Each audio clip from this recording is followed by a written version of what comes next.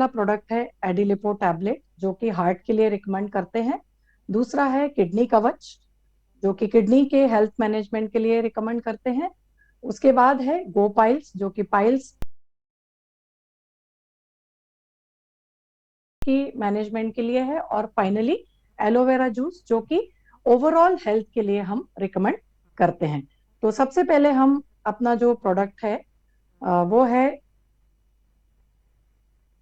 एडिलिपो tablet. एडिलिपो tablet के बारे में स्टार्ट करेंगे।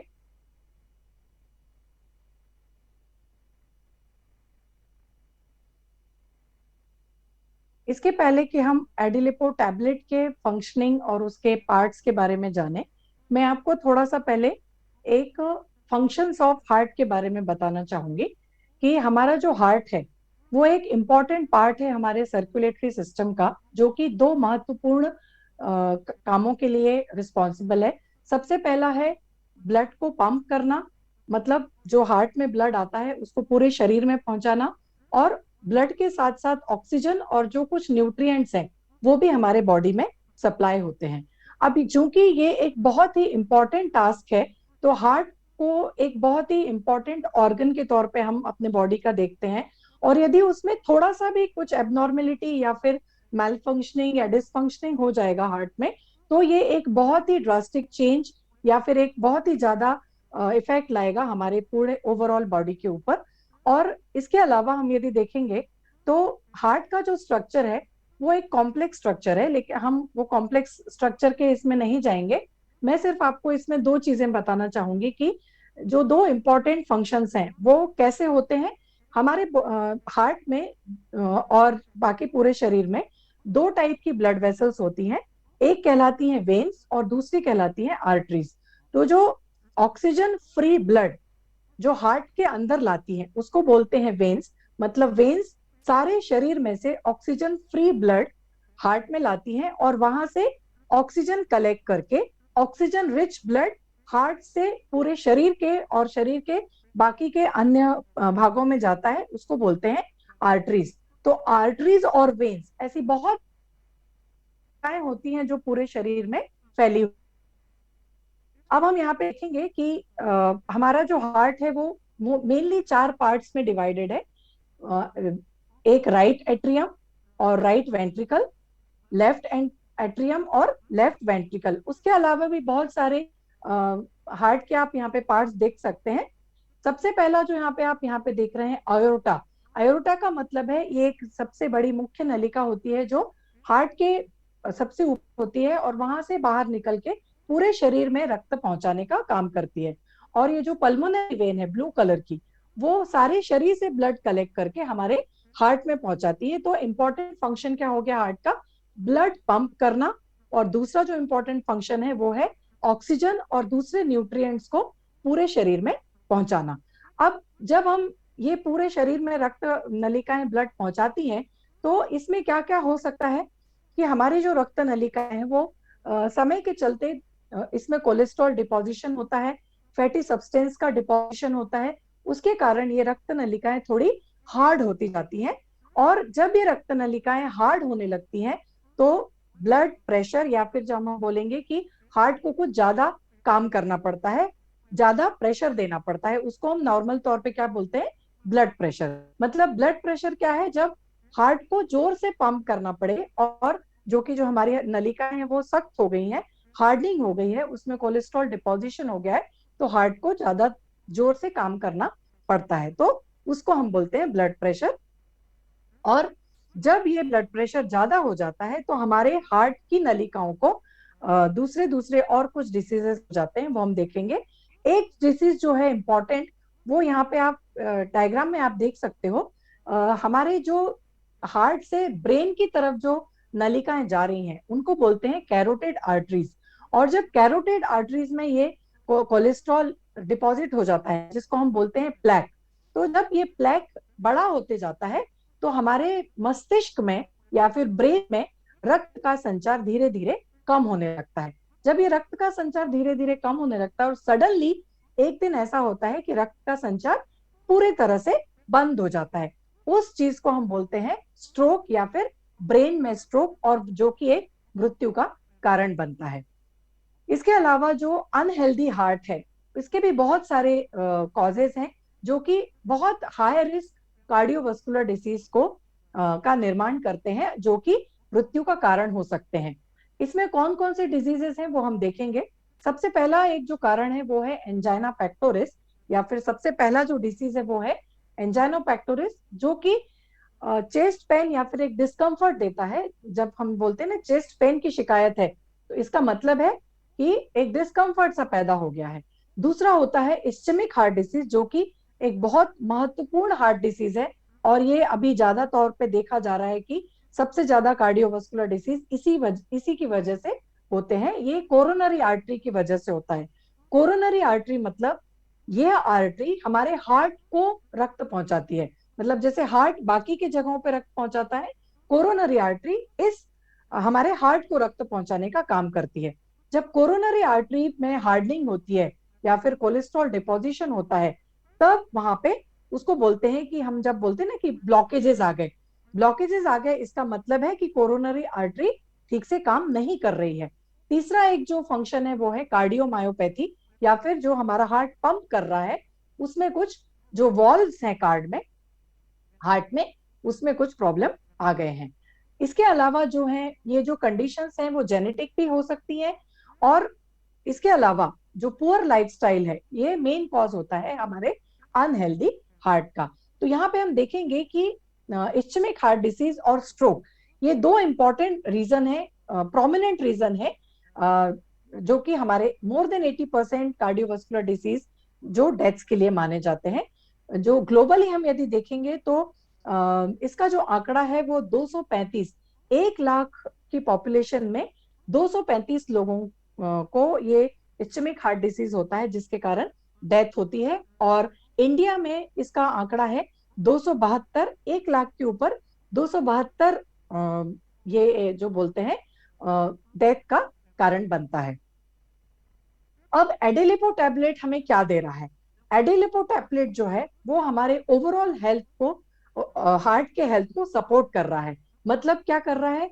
ये हमारी कार्डियोवास्कुलर हेल्थ, मतलब हार्ट और उसके जो मसल्स हैं उसको, हेल्थ को सपोर्ट दे रहा है। ये हमारे ओवरऑल हेल्थ को एक वेलबींग यानी कि प्रमोट कर रहा है। इसमें कौन कौन से एक्शंस हैं? ये एक डेली हेल्थ सप्लीमेंट है, मतलब ये एक हेल्थ सप्लीमेंट है। इसमें जो है बहुत सारी हर्ब्स का उपयोग किया गया है। हम नेक्स्ट स्लाइड में हम देखेंगे कि कौन कौन सी हर्ब्स हैं। एक बहुत सारी हर्ब्स का उपयोग किया गया है जो कि सिनर्जिस्टिकली अलग अलग कामों को एक साथ करके हमारे कार्डियोवास्कुलर को एक प्रमोट कर रही है, हेल्थ को प्रमोट कर रही हैं। इसमें कुछ एंटीऑक्सीडेंट्स होते हैं, कुछ एंटी इन्फ्लेमेटरी हर्ब्स होती हैं, एक्टिविटीज को रिस्पॉन्सिबल होती हैं, जो कि हमारे इम्यून सिस्टम को बढ़ा रही हैं, और जो कि एक फटीग होता है या फिर जो एक तनाव होता है जिसके कारण हार्ट रिलेटेड प्रॉब्लम्स आ सकते हैं, इस तनाव को कम करने का काम करती हैं। अब हम इसमें देखेंगे कि एडिलिपो टैबलेट में कौन कौन से हर्ब्स का इस्तेमाल किया है। कंपोजिशन ऑफ एडिलिपो टैबलेट, सबसे पहला इसमें प्लांट है वो है पुष्कर मूल। पुष्कर मूल जो है वो हमारा ब्लड प्रेशर को लोअर रखने का काम करता है, कम करने का काम करता है। और जो कोलेस्ट्रॉल है इसको नेचुरली ये डिपोजिशन को कम करने का काम कर रहा है। कार्डियक सर्कुलेशन, मतलब ब्लड का जो सर्कुलेशन है उसको बढ़ाने का काम कर रहा है। और जो लास्ट इसका फंक्शन है वो है anti angina action. Anti angina मतलब जो चेस्ट पेन या फिर डिस्कम्फर्ट आता है कोरोनरी हार्ट डिसीजेस की वजह से, उसको ये कम करने का काम कर रहा है। इसको बोलते हैं एंटी एंजाइना एक्शन। दूसरा जो प्लांट है वो है अर्जुना। अर्जुना भी एक बहुत ही इंपॉर्टेंट आयुर्वेदिक हर्ब है, जो कि हार्ट डिसीजेस के से रिलेटेड जितने भी रिस्क फैक्टर हैं उनको कम करने में उपयोगी है, सहायक है। दूसरा ये अपने हार्ट को, हार्ट की जो मसल्स हैं ये इनको मजबूत दे रही है। इनके मसल का जो हार्ट मसल्स का जो टोनिंग है उसको भी प्रॉपर फंक्शनिंग के लिए सहायक है, और ओवरऑल फंक्शनिंग हार्ट का जो मजबूत बना रही है। तीसरा इसका जो उपयोग है वो है अर्जुना एक बहुत ही स्ट्रॉन्ग एंटी हाइपरटेंसिव प्रॉपर्टी रखता है। मतलब ब्लड प्रेशर को, जो हायर ब्लड प्रेशर है उसको रिड्यूस करने का काम कर रहा है। इसके अलावा जो तीसरा प्लांट है वो है लहसुन। लहसुन जो कि हम नॉर्मल तौर पे मतलब लगभग ही हमारे रोज ही हमारे यहाँ पे घरों में इस्तेमाल होता है। ये बहुत ही अच्छी हार्ट के लिए औषधि है, जो कि हमारे सेल डैमेज को कम कर रही है, कोलेस्ट्रॉल को रेगुलेट करती है और ब्लड प्रेशर को लो करने का काम करती है। अथेरोस्क्लेरोसिस यानी कि कोलेस्ट्रॉल डिपोजिशन और जो आर्टरीज की हार्डनिंग है, मतलब जो हमारी रक्त नलिकाएं हैं उनमें जो हार्डनिंग आ जाती है, वो जो हार्ड हो जाती है, उनको भी कम करने का काम करते हैं। हाइपरलिपिडीमिया के तौर पे काम करती है। हाइपरलिपिडीमिया मतलब जो हमारा कोलेस्ट्रॉल है, जो कि बैड कोलेस्ट्रॉल है। यहाँ पे तीन तरह के कोलेस्ट्रॉल होते हैं। एक होता है कोलेस्ट्रॉल है, एक होता है एचडीएल जो कि गुड कोलेस्ट्रॉल है, और एक होता है वीएलडीएल। तो इसमें वीएलडीएल और एलडीएल ये दो बैड कोलेस्ट्रॉल हैं जो कि डिपॉजिट नहीं होने चाहिए। तो लहसुन जो है, इसके जो इंग्रेडिएंट्स हैं वो एक हाइपरलिपिडीमिया के तौर पे काम कर रही हैं, और हमारा जो बैड कोलेस्ट्रॉल है एलडीएल है उसको कम करने में सहायक है। इसके अलावा जो प्लांट है जो इसमें है, जो मतलब लिया है, वो है इलायची। इलायची एक एंटीऑक्सीडेंट और एंटी इंफ्लेमेटरी के तौर पे काम करती है। इसमें इसके अलावा जो है इंपॉर्टेंट प्लांट है दारू हल्दी। इसको हम बर्बेरिस अरिस्टाटा भी बोलते हैं। ये एक जो हमारा जो अरिदमिया है, अरिदमिया मतलब जो हमारी एक रिदम है, हार्ट में एक रिदम होती है, मतलब हमारा जो एक हार्ट, हमारा जो हार्ट है वो एक प्रॉपर रिदम में काम करता है। जैसे आप बोलते हैं ना, दिल की धड़कन या तो वो बढ़ती है या फिर कम होती है। जब ये नॉर्मल काम करती है उसको बोलते हैं प्रॉपर रिदम में काम कर रहा है। तो जब ये अरेथमिया हो जाता है, मतलब टैकी अरेथमिया इसको बोलते हैं, जहां पे हार्ट मसल्स और जो रिदम है वो इनमें मैल फंक्शनिंग हो जाती है, जो कि एक सडन डेथ का कारण होते हैं और एक मायोकार्डियल इस्चेमिक डैमेज का कारण होते हैं। उसको बहुत ही ज्यादा इफेक्टिव तौर पे दारू हल्दी इसको रिड्यूस करने का काम करती है। मतलब जो हमारी रिदम है उसको, उस दारू हल्दी में जो इंग्रेडिएंट्स हैं वो हमारे रिदम, जो वेंट्रिकुलर रिदम है उसको ठीक से रखने में उपयोगी है। इसके अलावा जो है वो है गुलाब। तो गुलाब का जो फूल है एक्चुअली ये एरोमेटिक प्लांट है, लेकिन ये बहुत ही इंपॉर्टेंट है अपने हार्ट डिसीजेस के लिए। ये अपना जो हार्ट हाई ब्लड प्रेशर है इसको कम करने का, मतलब इसको इम्प्रूव करने का काम कर रहा है। इसके अलावा है दालचीनी। दालचीनी में भी एक बहुत ही कुछ इंपॉर्टेंट इंग्रेडिएंट हैं, जैसे कि सिनामल्डिहाइड हो गया। वो हमारे जो रिस्क फैक्टर्स हैं जो कि हार्ट डिसीज में को बढ़ावा देते हैं, जैसे कि कोलेस्ट्रॉल हो गया, ट्राइग्लिसराइड और ब्लड प्रेशर। तो कोलेस्ट्रॉल को कम करती हैं, ट्राइग्लिसराइड को मेंटेन रखती हैं, और ब्लड प्रेशर को भी मेंटेन रखने का काम करने में ये सहायक हैं। इसके अलावा जो प्लांट है जो है अलसी। तो अलसी के जो बीज हैं इसको हमने इसमें इस्तेमाल किया है। ये एक बहुत ही इंपॉर्टेंट प्लांट है।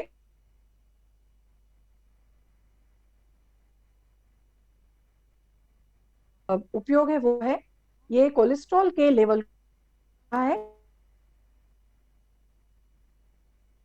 इसके अलावा इसमें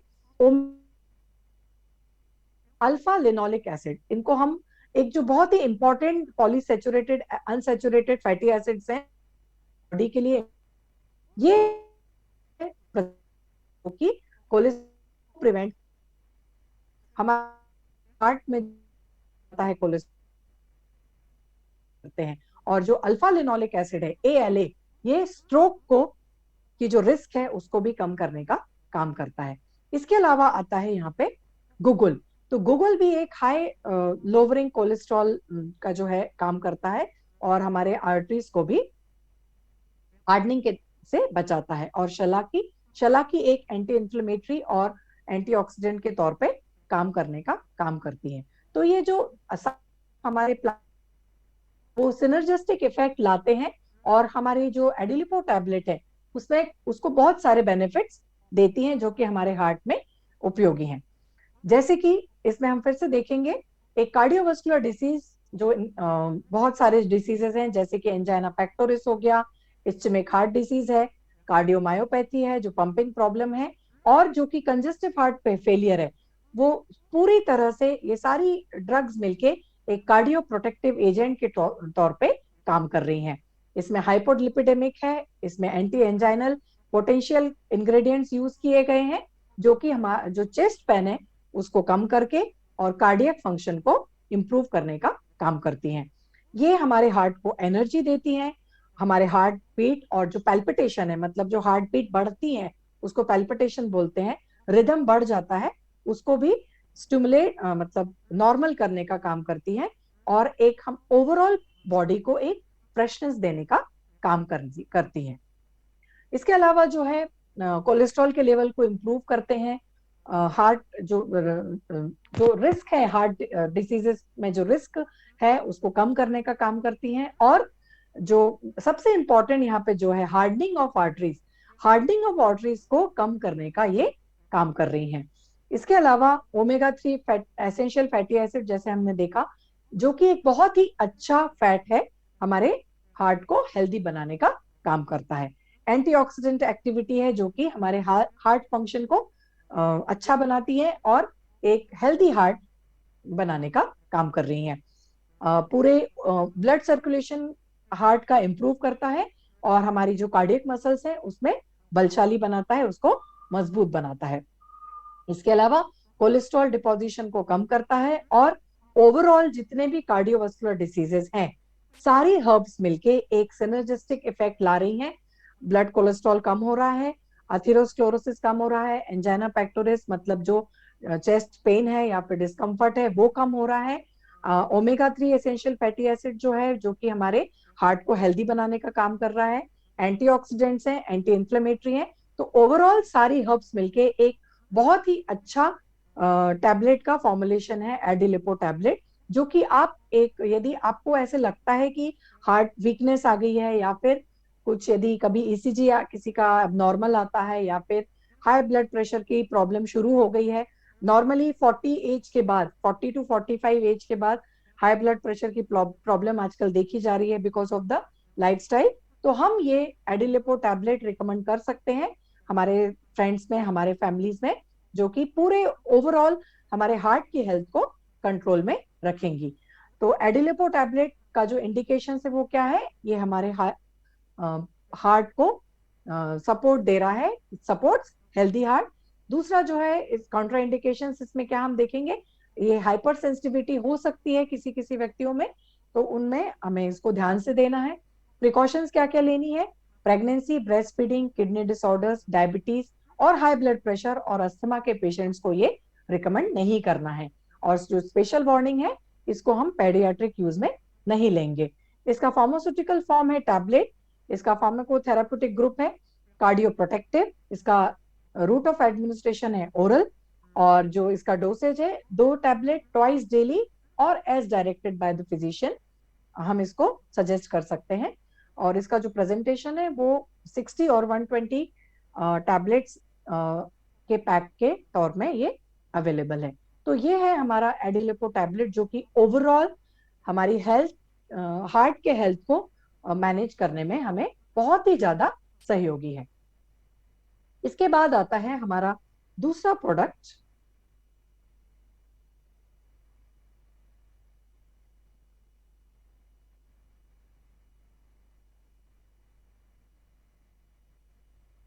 किडनी कवच।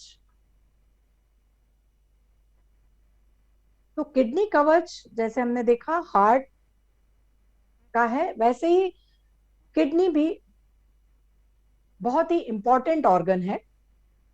यहाँ पे मैं एक बात बताना आपको चाहूंगी कि किडनी और हार्ट दोनों ही एक्चुअली एक दूसरे से एसोसिएटेड इस तरह से हैं, क्योंकि जो हार्ट का काम है वो है ब्लड को पंप करना, और किडनी का काम क्या है, जो इम्पोर्टेंट फंक्शन है किडनी का, वो है फिल्ट्रेशन। मतलब जब ब्लड हार्ट से पंप होके जब किडनी में जाता है, किडनी का इंपॉर्टेंट काम क्या होता है, ब्लड को फिल्टर करना, और ब्लड में जो फिल्टर्ड ब्लड है उसको बाकी पूरे शरीर में पहुंचाना, और जो वेस्ट प्रोडक्ट हैं, जो वेस्ट सब्सटेंसेस हैं और जो एक्स्ट्रा वाटर है उसको किडनी में ही रखना, और फिर इसको वेस्ट के तौर पे यूरिनरी ट्रैक्ट के थ्रू इसको बाहर निकालने का काम करता है। तो हमारी बॉडी में एक पेयर ऑफ ऑर्गन्स होता है एब्डोमेन में, उसको किडनी बोलते हैं। Kidney removes waste and extra water from blood in the form of urine. और जो हमारे जो केमिकल्स हैं जैसे कि सोडियम, पोटेशियम और कैल्शियम, ये तीनों ही बहुत इंपॉर्टेंट मिनरल्स हैं हमारे शरीर के लिए। ये तीनों ही मिनरल्स हार्ट के लिए बहुत इंपॉर्टेंट है, क्योंकि यदि ये तीनों में कम या ज्यादा हो जाएंगे, या तो सोडियम, पोटेशियम और कैल्शियम तीनों की मात्रा यदि कम या ज्यादा होती है, तो ये हमारे हार्ट को भी प्रॉब्लम आ सकता है। तो जो किडनी है बहुत ही इंपॉर्टेंट काम कर रही है। जो यहाँ का इसका जो बैलेंस है, ये तीनों मिनरल्स का ये मेंटेन रखने का काम करती है।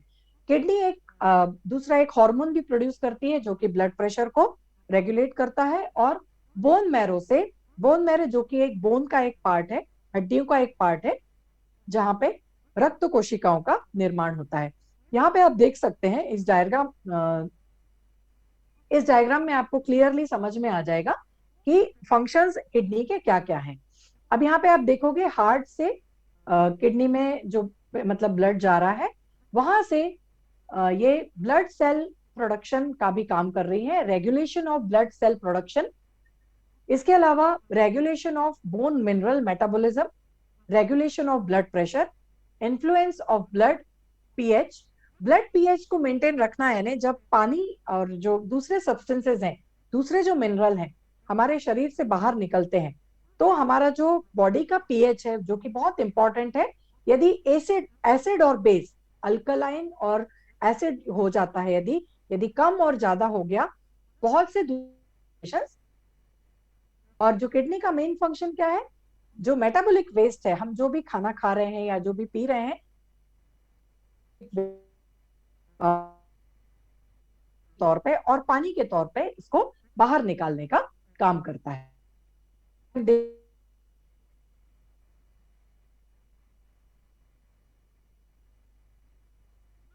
Remove waste from the body, remove drugs from the body, balance blood pH और release hormone that will regulate the blood pressure. इसके अलावा यहाँ पे हम देखेंगे, अब यहाँ पे इस डायग्राम में आप देखोगे, ये जो छोटा सा डायग्राम, ये किडनी का डायग्राम है। यहाँ पे ये जो ब्लू कलर का और रेड कलर का जो नलिकाएं हैं, ये ब्लू कलर की जो है उसको बोलते हैं रीनल आर्टरी। यहाँ से ब्लड अंदर जाता है और फिल्ट्रेशन होके यहाँ पे ये जो छोटे छोटे दिख रहे हैं इसको ग्लोमेरुलस बोलते हैं। यहाँ पे छोटी छोटी कोशिकाएं होती हैं जहाँ पे ब्लड फिल्टर होता है, और यहाँ से ब्लू कलर की जो है वहां से सब इससे बाहर निकलता है। और जो नीचे जो एक डायग्राम, ये नलिका है, बड़ी नलिका, ये जो कि यूरेटर से या फिर इससे कनेक्टेड रहती है, गॉल यूरिनरी ब्लैडर से कनेक्टेड रहती है, जहां से एक्सेस वाटर और टॉक्सिक सब्सटेंसेस यूरिन के तौर पे बाहर निकलते हैं, और यूरेटर में पहले ये कलेक्ट हो जाते हैं और फाइनली फिर यूरिन के तौर में बाहर निकलते हैं। तो ब्लड किडनी क्या काम कर रही है, एसिड बेस बैलेंस बना रही है, वाटर का बैलेंस रख रही है, इलेक्ट्रोलाइट बैलेंस रख रही है, टॉक्सिन्स को हमारी बॉडी में से और वेस्ट प्रोडक्ट को हमारी बॉडी में से बाहर निकाल रही है, ब्लड प्रेशर को कंट्रोल कर रही है, और एक इंपॉर्टेंट हार्मोन है जिसको बोलते हैं एरिथ्रोपोएटिन, जो कि किडनी में प्रोड्यूस होता है, और बहुत सारे विटामिन को भी ये प्रोड्यूस करने के लिए एक्टिवेट करती है।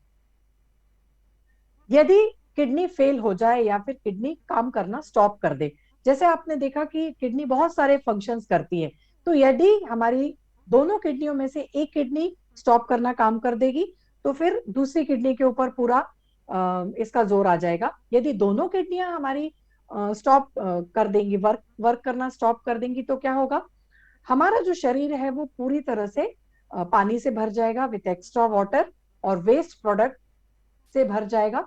इस कंडीशन को बोलेंगे यूरेमिया। तो ये जो यूरेमिया है, ये एक्सट्रीमली और यूजुअली इरिवर्सिबल डैमेज है। ये मतलब ये वापस से हमारी किडनी ठीक नहीं कर सकता है, एक आ जाती है, बहुत ज्यादा टायर्ड और होता है,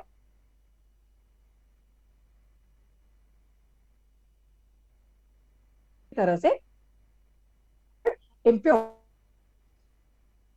इसके मतलब बहुत थकान महसूस, और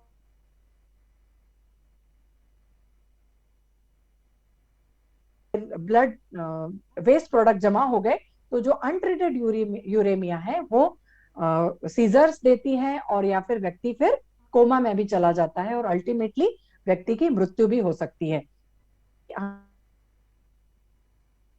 होती है पड़ेगा के तौर पर मिलता है, तो हम you have to go,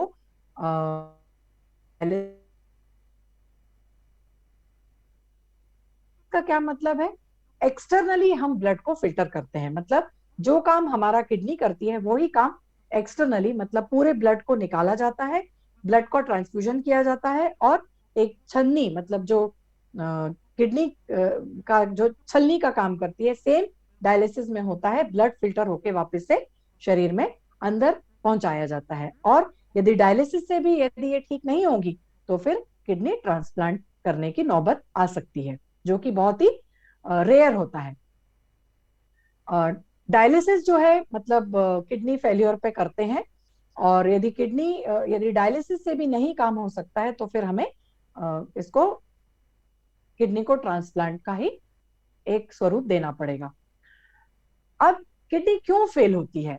normally क्या होता है कि हम बहुत सारी इंजुरीज होती हैं, फिजिकल इंजुरीज या फिर डिजीजेस, जैसे कि डायबिटीज हो गया, हाई ब्लड प्रेशर हो गया, या फिर और दूसरे जो डिसऑर्डर्स हैं, हाई ब्लड प्रेशर और डायबिटीज, जो कि दो बहुत इंपॉर्टेंट और कॉमन डिसीजेज हैं। जैसे कि मैंने आपको बताया कि हाई ब्लड प्रेशर यानी कि जो हार्ट से रिलेटेड है, डायबिटीज जो कि हमारे पैंक्रियास से रिलेटेड है, और हार्ट से भी रिलेटेड है, और ये दोनों इंपॉर्टेंट रीजंस हैं किडनी फेलियर के।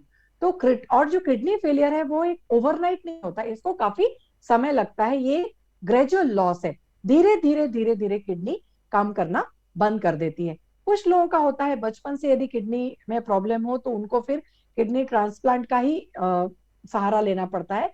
अदरवाइज जो हमारी आयुर्वेदिक औषधियां हैं, जैसे कि हम अभी बात करेंगे किडनी कवच की, जो कि हमें एक पूरी तरह से एक कवच के तौर पे, किडनी को कवच के तौर पे हमें उपयोगी है, वो हम देखेंगे। तो what we need, you need kidney Kavach. Kidney Kavach क्या है? किडनी कवच है एक आयुर्वेदिक फॉर्मुलेशन जो कि बहुत सारी हर्ब से बना हुआ है, आयुर्वेदिक औषधियों से बना हुआ है, और कॉम्प्रिहेंसिवली हमारे रीनल फंक्शन को और यूनिवर्सल यूरिनरी सिस्टम को एक मजबूती देने का काम करता है। इट प्रोवाइड सिम्टोमेटिक रिलीफ, और जो भी सिम्टम्स हमें किडनी फेलियर में दिखते हैं, या फिर जो भी डिस्कम्फर्ट आता है एसोसिएटेड रीनल और यूरिनरी इंफेक्शंस के कारण, वो सारी चीजों को एक सिम्टोमेटिक रिलीफ के तौर पे किडनी कवच से हमें मिल सकता है। इसमें आप देखोगे, यदि आप इसका लेबल देखेंगे, तो इसमें लगभग 20 औषधियां हैं, जड़ी बूटियां हैं, जो कि किडनी को एक कवच के तौर पे दे रही हैं। इसमें से मैंने कुछ सिलेक्टेड हर्ब्स ली हैं जो कि किडनी को एक रिलीफ से दे रही हैं। सबसे पहला हम इसमें आप देखोगे, सबसे पहला नाम है सफेद पुनर्नवा। तो पुनर्नवा, जैसे कि मैंने आपको पहले के लेक्चर्स में भी बताया है, पुनर्नवा का मतलब है पुनर्निर्माण करना। यदि किडनी की सेल्स डैमेज हो जाती हैं और पुनर्नवा नवा का सेवन हम करते हैं, तो ये बीमारी जो बढ़ाती है, कोई भी बीमारी यदि बढ़ती है, जैसे किडनी डैमेज का शुरुआत यदि हो गई है, यदि किडनी डैमेज की शुरुआत हो गई है, तो दो चीजें इंपॉर्टेंट होती हैं यहाँ पे। जो क्लिनिकल हम स्टडी करते हैं या फिर जो पैथोलॉजिकल टेस्ट करते हैं, तो उसमें आपको क्रिएटिनिन और यूरिया का लेवल बढ़ा हुआ दिखेगा, रक्त में क्रिएटिनिन और यूरिया ये बढ़ा हुआ दिखेगा। तो पुनर्नवा का सेवन जो है, उससे इसकी गति को धीमा करता है और बीमारी के लक्षणों से निजात दिलाता है, रक्त में क्रिएटिनिन और यूरिया के स्तर को नीचे करता है। दूसरा जो प्लांट है वो है वरुण। वरुण भी इसके मतलब जो हमारे रीनल कैलकुली मतलब कैल्शियम ऑक्सलेट और कैल्शियम फॉस्फेट क्रिस्टल्स जो हमारे यूरिनरी ट्रैक्ट में जमा हो जाते हैं, जो कि एक किडनी स्टोन को भी फॉर्मेशन करते हैं, उस कैलकुले को ये कम करने का काम करता है। तो किडनी स्टोन और रीनल क्रिस्टल्स जो है, वो जो किडनी फेलियर का हो सकते हैं उसको कम करने का काम करता है। इसके अलावा जो तीसरा प्लांट है वो है देवदारू, जो कि एक डायूरेटिक और एंटी यूरोलिथियाटिक का काम करती है। डायूरेटिक मतलब यूरिन का वॉल्यूम बढ़ाना। जब हम यूरिन का वॉल्यूम बढ़ाएंगे, मतलब यूरिनेशन की फ्रीक्वेंसी बढ़ाएंगे, यूरिन बार बार जाएंगे, तो क्या होगा कि जो जो जो भी वेस्ट प्रोडक्ट्स हैं हमारे ब्लड में या फिर किडनी में, वो फिर धीरे धीरे मतलब बाहर निकलने का काम करते हैं। और एंटी यूरोलिथिक मतलब जो क्रिस्टल को फोड़ने का काम करते हैं, उसको बोलते हैं एंटी। या फिर जो एक क्रिस्टल फॉर्मेशन का जो गति है उसको कम करने का काम करती है। चौथा जो प्लांट है वो है गिलोय। गिलोय भी डायूरेटिक और एंटीऑक्सीडेंट के तौर पे काम करता है। पांचवा प्लांट है पंचरत्न मूल। पंचरत्न मूल जो है वो क्रॉनिक किडनी डिसीज यानी कि जो मूत्राघात है, मतलब धीरे धीरे कई बार क्या होता है ना कि पेशाब होना बंद हो जाती है, तो पंचरत्न मूल इस पर्टिकुलर इसमें जो परेशानी होती है इसको रिलीफ देने का काम करता है। उसके अलावा जो प्लांट है वो है गोखरू। गोखरू एक बहुत ही इंपॉर्टेंट प्लांट है जो डायरेटिक की प्रॉपर्टी है, और जो यूरिनरी और किडनी प्रॉब्लम्स है, स्पेशली किडनी स्टोन, तो किडनी स्टोन जो कि बड़े बड़े किडनी स्टोन्स हो जाते हैं, उनको तोड़ने का काम करता है या फिर उनको घोलने का काम करता है। और जिसका जो डायरेटिक प्रॉपर्टी है वो यूरिन के वॉल्यूम को इंक्रीज करने का काम करते हैं, जिससे कि यूरिनरी और किडनी प्रॉब्लम में रिलीफ आता है। इसके अलावा जो प्लांट है वो है पाषाण भेड़। पाषाण भेड़, इसका नाम ही आप यदि देखोगे, पाषाण मतलब पत्थर और भेड़ यानी फोड़ना, तो इसको इंग्लिश में भी हम बोलेंगे स्टोन ब्रेकर। स्टोन को ब्रेक करने का काम करता है। इसको किडनी स्टोन को डिसॉल्व करने का ये काम करता है, जिस जो कि बहुत ही इंपॉर्टेंट रोल है हमारे किडनी की मेल फंक्शनिंग को कम करने का। और इसके अलावा जो आता है वो है नागकेशर। लास्ट वाला जो प्लांट है वो है नागकेशर, जो कि किडनी की मतलब ट्रीटमेंट में काम आता है, और यूरिनरी स्टोन्स जो हो गए हैं इनको भी फोड़ने में काम आता है। इसके इंडिकेशंस क्या है किडनी कवच के? ये हमारी किडनी मतलब रीनल और यूरिनरी, ओवरऑल यूरिनरी सिस्टम को बूस्ट करता है, मजबूत बनाता है, और जितने भी सिम्टम्स हमें इसमें दिखने दिखने लगते हैं, जैसे कि क्रिएटिनिन का लेवल बढ़ना या फिर हाथ पैरों में सूजन बढ़ना, डिपोजिशन होना, वेस्ट प्रोडक्ट डिपॉजिट होना, इन सबको कम करने में सहायक है। इसका जो है जितने भी सिम्टम्स एसोसिएटेड हैं और जो भी कॉम्प्लिकेशंस और डिस्कम्फर्ट एसोसिएटेड है, वहां पे ये किडनी कवच एक बहुत ही अच्छे तौर पे रिकमेंड किया जा सकता है। इसका डोसेज है 5 से 15 मिलीग्राम ट्वाइस अ डे, और या फिर जैसा भी मतलब एज डायरेक्टेड बाय फिजिशियन। इसका जो रूट ऑफ एडमिनिस्ट्रेशन है वो है ओरल। इसका प्रिकॉशंस कहाँ पे लेना है? प्रेगनेंसी में, ब्रेस्ट फीडिंग में, डायबिटीज, हाइपरटेंशन और कार्डियोवास्कुलर कंडीशंस में इसको नहीं देना है। ड्यूरिंग प्रेगनेंसी और लैक्टेटिंग इसको हमें सिर्फ सिर्फ और सिर्फ फिजिशियन को कंसल्ट करके ही देना है, या फिर पूरे तौर से अवॉइड करना है। और इसके कुछ ड्रग इंटरेक्शंस हो सकते हैं जहां पे इनको हमें, ये हम इसके साथ नहीं दे सकते, जहां पे जो पर्सन एंटीकोएगुलेंट्स ले रहे हैं, जो पर्सन एंटी डायबिटिक ले रहे हैं, जो पेशेंट्स ब्लड प्रेशर की दवाइयां या फिर कैल्शियम चैनल ब्लॉकर्स ले रहे हैं, वहां पे इन पेशेंट को हम ये किडनी कवच रिकमेंड नहीं कर सकते, क्योंकि ये फिर उसके साथ इंटरेक्शन हो सकता है और आगे जाके और कॉम्प्लिकेट हो सकती हैं, तो ये हम वहां पे नहीं देंगे।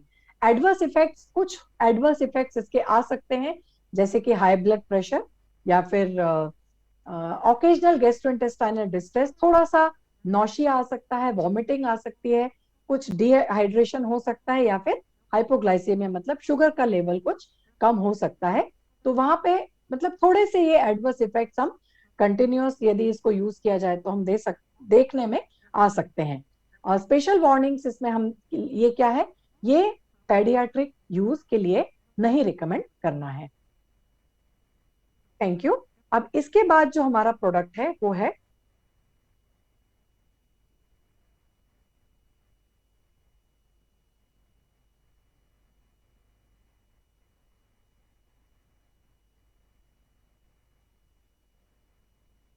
गोपाइल्स,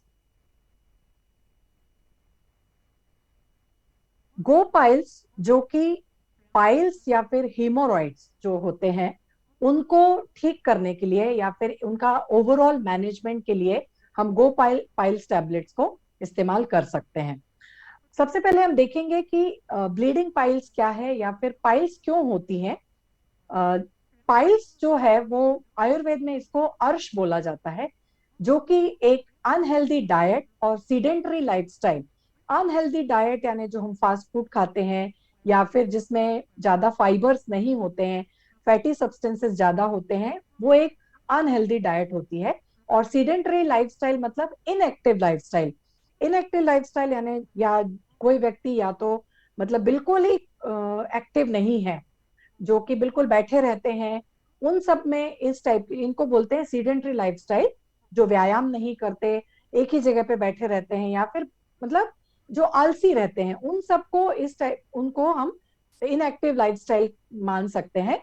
और ये सारी जो है ये फिर हमारे जो आयुर्वेद के 3 दोष हैं उसमें से जो वात है उसको ये बढ़ाने का काम करते हैं। और जब वात बढ़ जाता है, हमारे शरीर में वात जब बढ़ जाता है तो जो डाइजेस्टिव फायर है हमारा, मतलब जो जठराग्नि है, वो हमारे कॉन्स्टिपेशन को मतलब कॉन्स्टिपेशन को बढ़ाती है। तो जब कॉन्स्टिपेशन को बढ़ाती है, कॉन्स्टिपेशन मतलब कब्ज, जब ये कब्ज को बढ़ाती है मतलब मल त्याग करने में जो परेशानी होती है उसको हम कब्ज बोलते हैं। और जब ये कब्ज बढ़ता है तो हमारा का जो रेक्टम का एरिया है वहां पे एक स्वेलिंग टाइप की हो जाती है, सूजन आ जाती है, उसको हम पाइल्स बोलते हैं। एक मास के तौर पे ये हिमोरॉइड के तौर पे ये वहां पे जमा हो जाते हैं, जिसको हम पाइल्स या फिर हिमोरॉइड बोलते हैं। कई बार ये वहां पे ब्लीडिंग भी होने लगती है, जैसा कि आप इधर डायग्राम में देखेंगे। मतलब ये रेक्टम का जो हमारा जो मल त्याग करने का जो एंड वाला पोर्शन है, वहां पे छोटे छोटे मासेस इकट्ठे हो जाते हैं। वही मतलब जो त्वचा है वो इकट्ठी हो जाती है। इसको अंदर यदि वो होता है तो उसको बोलते हैं इंटरनल हीमोरॉइड, और बाहर मतलब बाहर भी ये हो जाते हैं, जिसको पाइल्स बोलते हैं, उसको बोलते हैं एक्सटर्नल हीमोरॉइड। अब ये कौन कौन सी कंडीशन में यहाँ पे हम देख सकते हैं, क्या क्या कॉजेज हैं हीमोरॉइड्स के, या फिर कौन कौन सी सिचुएशन में ये हीमोरॉइड हो सकती है। सबसे पहला इसका रीजन है straining during bowel movements secondary to constipation. मतलब जब बहुत ज्यादा मल त्याग करने में यदि आपको बहुत ज्यादा ताकत लगती है, जो कि कॉन्स्टिपेशन हो जाता है बाद में, तब पाइल्स हो सकती हैं। एजिंग मतलब एज के साथ साथ वहां कुछ त्वचा में यदि परिवर्तन आते हैं और सेल्स डैमेज हो जाती हैं, तब वहां पे पाइल्स हो सकती हैं या फिर हीमोरॉइड्स हो सकती हैं। यदि आप टॉयलेट में बहुत देर तक बैठते हैं, या नॉर्मली भी यदि आप सिर्फ बैठे रहते हैं, नॉर्मली कुछ कुछ लोगों का काम होता है दिन भर बैठे रहने का काम होता है, तो उस जगह की त्वचा में कुछ अड़चने आ जाती है वहां पे, तो ये भी एक पाइल्स का रीजन हो सकता है। डायरिया मतलब आप कंटिन्यूअसली यदि टॉयलेट के लिए जाते हैं या फिर इन्फेक्शन होता है डायरिया से, वहां पे भी हम इसको देख सकते हैं, कॉन्स्टिपेशन या फिर पाइल्स हो सकती हैं। लो फाइबर डाइट, जहाँ पे फाइबर की मात्रा बहुत कम होती है हमारे खाने में, वहां पे भी हम पाइल्स को का निर्माण हो सकता है। प्रेगनेंसी में भी पाइल्स देखी गई हैं, क्योंकि उसमें भी मतलब वजन बढ़ जाता है और उस तरह की कुछ कॉम्प्लिकेशंस हो जाती हैं, जिसके कारण मल त्याग करने में डिफिकल्टी होती है, तब प्रेग्नेंट लेडीज को भी पाइल्स की शिकायत हो सकती है। और prolong sitting during bowel movements, वो भी एक रीजन हो सकता है पाइल्स का या फिर हिमोरॉइड्स का। यहाँ पे आप जो डायग्राम देख रहे हो, 2 डायग्राम है यहाँ पे, एक है हेल्दी रेक्टम और दूसरा जो आप यहाँ पे देख रहे हो उसको बोलते हैं प्रोलैप्स्ड हीमोरॉइड। मतलब यहाँ पे आप देख सकते हो कि नीचे यहाँ पे जो दिख रहा है एक पर्टिकुलर, और मतलब वो ऑर्गन थोड़ा नीचे आ जाता है, मतलब यूजुअल पोजीशन से थोड़ा नीचे आना, इसका मतलब है कि वहां पे पाइल्स हो गई हैं।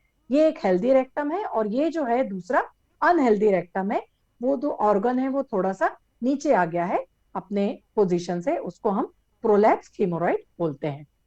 अब इसके सिम्टम्स क्या हैं? इसके जो सिम्टम्स हैं, पाइल्स के बहुत सारे सिम्टम्स हैं।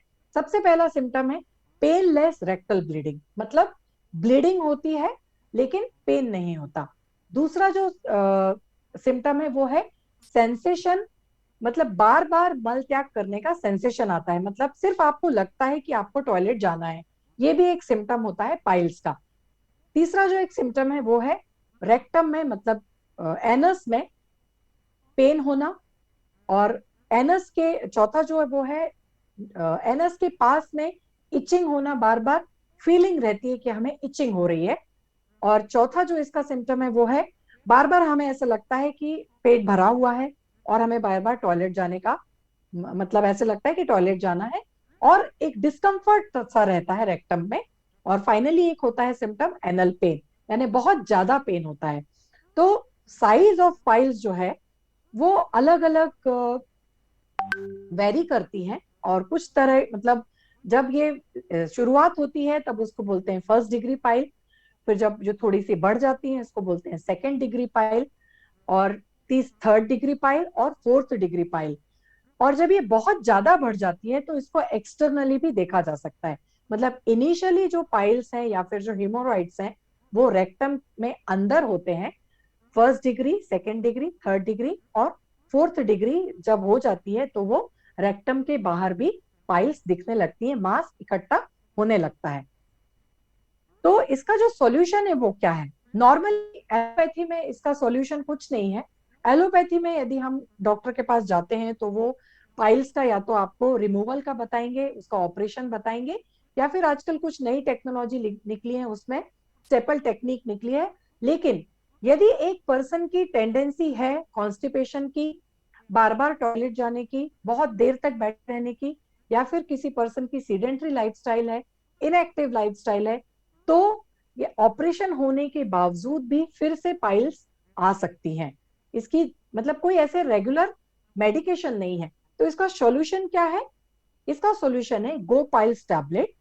गो पाइल्स टैबलेट जो है ये फिर से जो आयुर्वेदिक फॉर्मुलेशन है, बहुत सारी हर्ब्स को लेके जो फॉर्मुलेशन बनाया है, ये इसका मैनेज करता है। मतलब हम ये नहीं बोलेंगे कि पाइल्स ठीक हो जाएगा, लेकिन पाइल्स की जो कंडीशंस हैं उन कंडीशंस को, डिस्कम्फर्ट को, और जितने भी प्रॉब्लम्स हैं एसोसिएटेड पाइल्स जो फिस्टुला से, और उन सारी कंडीशंस को मैनेज करता है। तो इसका जो एक्शन है वो हम देखेंगे। ये एक आयुर्वेदिक फॉर्मुलेशन है, ये बहुत सारी हर्ब से मिलकर बना है जो कॉम्प्रिहेंसिवली काम करती है, इकट्ठा मिलके काम करती है, एक सिम्टोमेटिक रिलीफ देती है, और एक डिस्कम्फर्ट जो कि पाइल्स और फिस्टुला से एसोसिएटेड है उससे हमें पूरी तौर से निजात दिलाने का काम करती है। ये इसको मतलब जो इचिंग है, स्वेलिंग है, प्रिकिंग यानी कि कांटेदार जैसी चुभन जैसी कुछ फीलिंग आती है पाइल्स में, उसको भी कम करने का काम करती है। अब कंपोजिशन देखेंगे हम गो पाइल्स टैबलेट का। इसमें बहुत सारी औषधियां हैं। फर्स्ट इसमें जो है वो है बैकिन। इसमें एक चीज आप ध्यान रखिए कि एक वर्ड है एस्ट्रिंजेंट। एस्ट्रिंजेंट जो कि ग्रंथियों को या फिर मसल्स को सिकोड़ने का काम करता है। ओके, तो जब कोई भी ग्रंथि या फिर जो वो जो जगह है वो सिकुड़ेगी, मतलब ठीक होके सिकुड़ जाएगी, मतलब सिर्फ सिकुड़ नहीं जाएगी, ठीक होके सिकुड़ जाएगी, तो वो प्रॉब्लम ऑटोमेटिकली धीरे धीरे मैनेज होती जाती है और धीरे धीरे ये कम होती जाती है। तो बैकएंड जो है वो एक एस्ट्रिंजेंट और स्टोमेचिक के तौर पे काम करता है। जितने भी उदर संबंधी मतलब स्टमक रिलेटेड जितनी विकार हैं उन सबको ठीक करने का काम करता है। दूसरा जो है सूरण। सूरण जो है वो बहुत ही ज्यादा, मतलब ये बहुत यूज होता है सूरण। आ, इसको इंग्लिश में यम बोलते हैं। ये एक डाइटरी फाइबर है, मतलब इसमें बहुत ज्यादा फाइबर रहते हैं जो कि कॉन्स्टिपेशन को कम करने का काम करते हैं। ये डाइजेशन को ठीक करने का काम करता है, पोटेशियम कंटेंट को बढ़ाता है, और बॉवेल मूवमेंट को मतलब मल त्याग के मूवमेंट को ये स्टिमुलेट करता है जिससे कि इजीली मल त्याग हो सके। इसके अलावा जो प्लांट है वो है छावया। छावया जो है वो एक लिवर स्टिमुलेंट है, एक डाइजेस्टिव है, कार्मिनेटिव है और एंटी फ्लैटुलेंट है। अब ये जो चारों इसके जो एक्टिविटीज हैं लिवर को स्टिमुलेट करना, मतलब लिवर में जो भी बाइल बनता है जो कि डाइजेशन के लिए काम आता है, तो एक डाइजेस्टिव के तौर पे काम करता है, एक कार्बोनेटिव यानी कि जो जूसेस बनते हैं जो कि हमारे डाइजेशन को पचन तंत्र को मजबूत बनाते हैं, ज्यादा अच्छे से यूज करते हैं। और एक एंटी फ्लैटुलेंट, मतलब जो वॉमिटिंग है या जो फ्लैटुलेंस पैदा हो जाता है उसको कम करने का काम करते हैं। तो ये ओवरऑल डाइजेशन को इम्प्रूव कर रहा है। यदि हमारा डाइजेशन अच्छा रहेगा, एब्जॉर्प्शन अच्छा रहेगा इंटेस्टाइन में, तो हमारे बॉडी में से मल त्याग यानी कि जो टॉयलेट की प्रक्रिया है वो भी इजीली हो जाएगी। तो तीसरा जो प्लांट है हॉबर, हॉबर भी एक आयुर्वेदिक प्लांट है जो कि आयुर्वेद में इसको पाइल्स को ठीक करने के लिए रिकमेंड किया गया है। इसके बाद आता है हिरडा।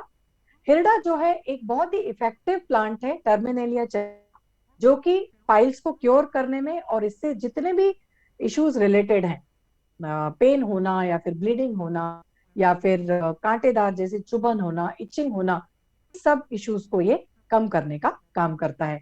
ये भी एक एस्ट्रिंजेंट है, रिजुविनेटिंग है, लग्जेटिव और पर्गेटिव प्रॉपर्टीज रखता है। लग्जेटिव और पर्गेटिव मैंने आपको आई थिंक बताया था, आपको याद होगा। लग्जेटिव और पर्गेटिव यानी पूरी तरह से पेट खाली होना, ये जो दो प्रॉपर्टीज हैं हिरडा में, वो लग्जेटिव और पर्गेटिव, जिससे पूरी तरह से जो पेट साफ होने का में सहयोगी है, ये एक प्रॉपर्टी रखता है। मतलब यदि आपका पेट साफ रहेगा तो आपको कॉन्स्टिपेशन नहीं होगा, कब्ज की शिकायत नहीं होगी, और यदि कब्ज की शिकायत नहीं होगी तो फिर पाइल्स और या फिर हेमोरॉइड की शिकायत भी नहीं होगी। इसके अलावा जो प्लांट है वो है निशोत। निशोत भी एक कॉन्स्टिपेशन को मैनेज करने में यूजफुल है।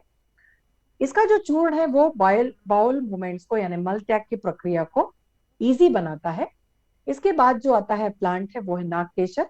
नागकेशर ब्लीडिंग पाइल्स को मैनेज करने में काम है, डिसेंट्री में और स्टमक इरिटेशन में काम आता है due to its astringent action. जैसे मैंने आपको पहले बताया, बहुत इसमें जो प्लांट्स लिए गए हैं वो एस्ट्रिंजेंट प्रॉपर्टी रखते हैं जो कि सिकोड़ देती हैं। नागकेशर डाइजेस्टिव जो हमारी जठर अग्नि है उसको प्रमोट करता है, क्योंकि ये खुद एक मतलब गर्म पदार्थ है, हॉट है, उष्ण है। इसकी जो पोटेंसी है वो उष्ण है, जो हमारी डाइजेस्टिव जठर अग्नि को बढ़ाने का काम करता है। तो जब जठर अग्नि बढ़ेगी तो डाइजेशन अच्छे से होगा, और कॉन्स्टिपेशन को ये कंट्रोल करेगा, ये ब्लीडिंग को कंट्रोल करने में सहायक है। इसको इसलिए मतलब इसका जो प्रॉपर्टी है ये भी एक एस्ट्रिंजेंट प्रॉपर्टी है। इसको आयुर्वेद में कहा जाता है कषाय। कषाय मतलब एस्ट्रिंजेंट इन नेचर। और लास्ट में आ जाता है दारूदी। इसको इंडियन बर्बेरी भी बोलते हैं, जो कि एक एंटीऑक्सीडेंट और एस्ट्रिजेंट प्रॉपर्टी को रखती है। और ओवरऑल जो जितनी भी ड्रग्स हैं, बैकेन, सूरन, छाव्या, हॉबर, हरडा, निशौत, नागकेशर और दारू हल्दी, कॉम्प्रिहेंसिवली ये हमारे बॉवेल मूवमेंट को ठीक कर रहे हैं, हैवी फाइबर कंटेंट वाले ड्रग हैं, एस्ट्रिंजेंट प्रॉपर्टी कैरी करते हैं, और ओवरऑल ये जो बाइल्स पाइल्स में या फिर हेमोरॉइड्स में जो भी तकलीफ है, इससे रिलेटेड जितने भी प्रॉब्लम्स हैं उन सबको क्योर करने में मददगार है, उन सबको मैनेज करने में मददगार है। इसके बेनिफिट्स जैसे हम देखें तो it provides relief from itching, irritation and inflammation. जितनी भी इचिंग है, इरिटेशन हो रहा है, उन सबको दूर करने में सहायक है। स्पेशली यूजफुल मतलब जो डिस्कम्फर्ट आता है उसको कम करने में काम करता है, डाइजेशन को ठीक करता है, भूख को बढ़ाता है, पेरिस्लेटिक मूवमेंट को बढ़ाता है, जिससे कि बाउल से इवैक्यूएशन मतलब जो मल त्याग की प्रक्रिया है वो पेन फ्री हो सके, दर्द वहां पे ना हो। ये पूरा सपोर्ट देता है पाइल्स को, जहां से बर्निंग सेंसेशन है, प्रिकिंग यानी कि जो कांटेदार प्रिकिंग वाली सेंसेशन आती है, सूजन आ जाती है, उसको भी कम करने में सहायक है। डाइजेशन को इम्प्रूव करता है और पूरी तरह से ब्लीडिंग और इन्फ्लेमेशन को कम करने में सहायक है। इसके अलावा जो दूसरी इंफॉर्मेशन है वो क्या है, इसका इंडिकेशन है it is a symptomatic control and relief for piles and haemorrhoids. और इससे एसोसिएटेड जितने भी कॉम्प्लिकेशंस और डिस्कम्फर्ट है उन सबको इसमें हम इसको यूटिलाइज कर सकते हैं। इसका कॉन्ट्राइंडिकेशंस है हाइपर सेंसिटिविटी, प्रिकॉशंस है pregnancy, breast feeding disorder, kidney disorders या फिर डायबिटीज और हाई ब्लड प्रेशर में इसको इस्तेमाल नहीं करना है। फार्मास्यूटिकल फॉर्म इसका है टैबलेट। इसका फार्माको थेरेपेटिक ग्रुप है एंटी इंफ्लेमेटरी। एंटी इंफ्लेमेटरी इसलिए है क्योंकि ये सूजन को कम करने का काम कर रहा है। वहां पे जो मांस बन गए, वहां पे जो स्वेलिंग आ गई है, उसको कम करने का काम करता है। रूट ऑफ एडमिनिस्ट्रेशन इसका ओरल है। तो टैबलेट ट्वाइस और thrice daily depending upon the requirement इसको हम ले सकते हैं, खाने के पहले और as directed by the physician. इसका जो प्रेजेंटेशन है वो पाइल्स टैबलेट का, ये 60 टैबलेट एक बॉटल में है, जो कि हम पाइल्स या फिर हिमोरॉइड के लिए रिकमेंड कर सकते हैं। Thank you. इसके बाद हमारा जो लास्ट प्रोडक्ट है वो है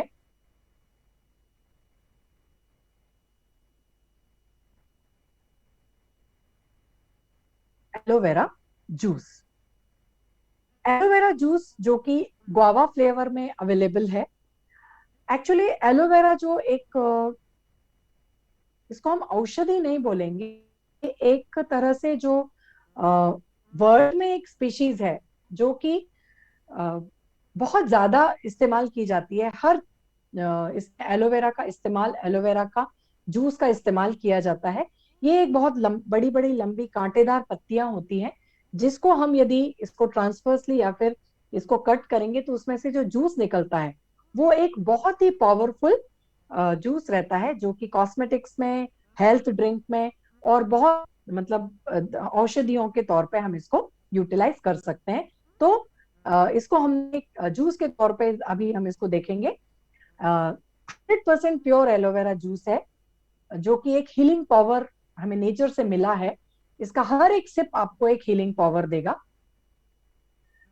ये जो है गुआवा के फ्लेवर में है, जो कि आपको आपके डाइजेस्टिव सिस्टम को कंट्रोल करेगा, इम्यूनिटी को बूस्ट करेगा, आपके मेटाबॉलिज्म को इम्प्रूव करता है। जितने भी इन्फेक्शंस हैं हमारे अगल बगल आसपास, जितने भी इन्फेक्शंस हैं उन सबको फाइट करने की क्षमता देता है। ये 1000 ml की बोतल में अवेलेबल है।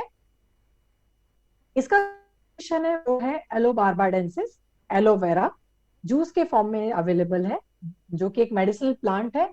और इसके जैसे मैंने आपको बताया कि बहुत सारे यूजेस हैं और बहुत सारे इसके बेनिफिट्स हैं। ये एक मतलब जो ये जो प्लांट है या फिर जो इसकी जो लीव्स हैं, इसमें बहुत सारे माइक्रो और मैक्रो न्यूट्रिएंट्स पाए जाते हैं। सबसे ज्यादा इसमें विटामिन बी, सी, ई और फोलिक एसिड की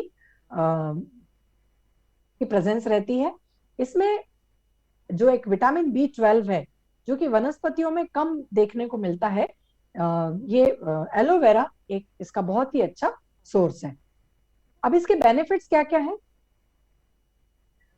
एलोवेरा जो है, एलोवेरा जूस या फिर एलोवेरा जो कि हम जूस के फॉर्म में रिकमेंड कर रहे हैं, ये आपको पूरे ओवरऑल बॉडी को स्मूथ फंक्शनिंग देगा। जो भी अपनी बॉडी की प्रक्रियाएं हैं, श्वसन तंत्र है, डाइजेस्टिव है, हार्ट का प्रॉब्लम है या जो भी है, ओवरऑल अपनी बॉडी को एक स्मूथ फंक्शनिंग देता है। इसके अलावा ये अपने डाइजेस्टिव सिस्टम को एक बहुत ही अच्छा सपोर्ट देता है, क्योंकि इसमें बहुत सारे इंपॉर्टेंट न्यूट्रिएंट्स पाए जाते हैं। ये अपने बॉडी के मेटाबॉलिज्म को इम्प्रूव करता है। अपने बॉडी में जो एब्जॉर्प्शन है, बॉडी जो मतलब एब्जॉर्प्शन होना चाहिए, जो कंज्यूम होना चाहिए, उसको हेल्प करने में काम आता है। ये कुछ एंटी माइक्रोबियल प्रॉपर्टीज कैरी करता है, जो कि हमारे हेल्थ इम्यून सिस्टम को हेल्दी बनाती है और इन्फेक्शन से फाइट करने के लिए हमारे शरीर को मजबूत बनाती है। इसके अलावा जो इसमें फाइटो न्यूट्रिएंट्स हैं, जैसे कि हमने देखा बहुत सारे फाइटो मैक्रो और माइक्रो न्यूट्रिएंट्स हैं, और इसमें हाइड्रेटिंग प्रॉपर्टीज है, मतलब जो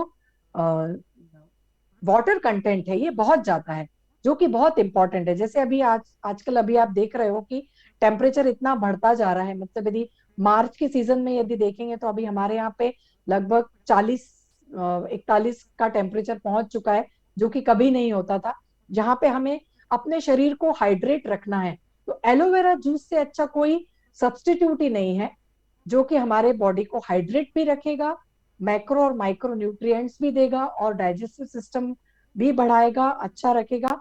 सो ड्रिंकिंग एलोवेरा जूस एक बहुत ही अच्छा तरीका है, हमारी जो हार्ट बर्न है उसको भी ये कम करने का काम करता है।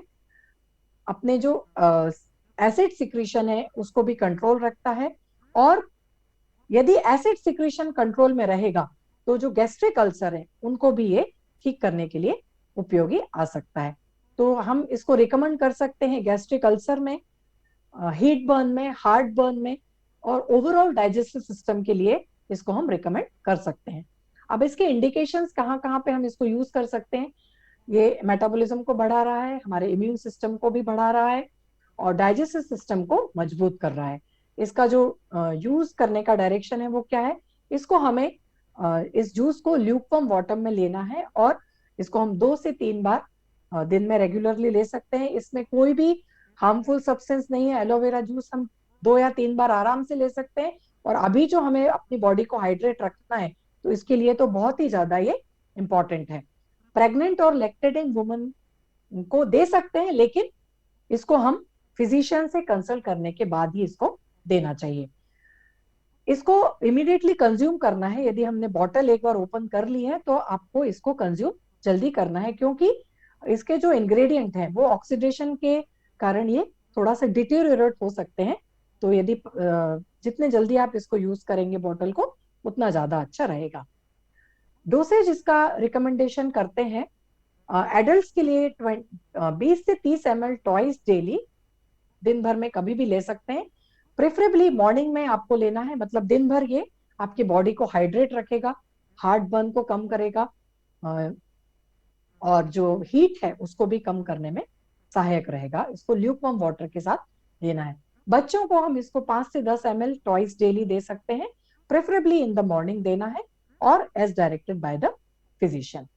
तो ये सब जो प्रोडक्ट्स है हमने आज डिस्कस किए, मुझे उम्मीद है कि आपको अच्छी तरह से समझ में आए होंगे।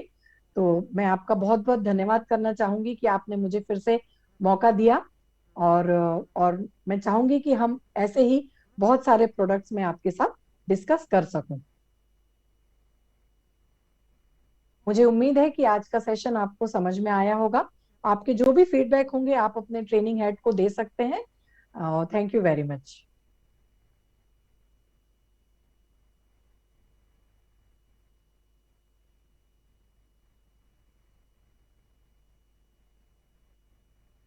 तो इसके साथ ही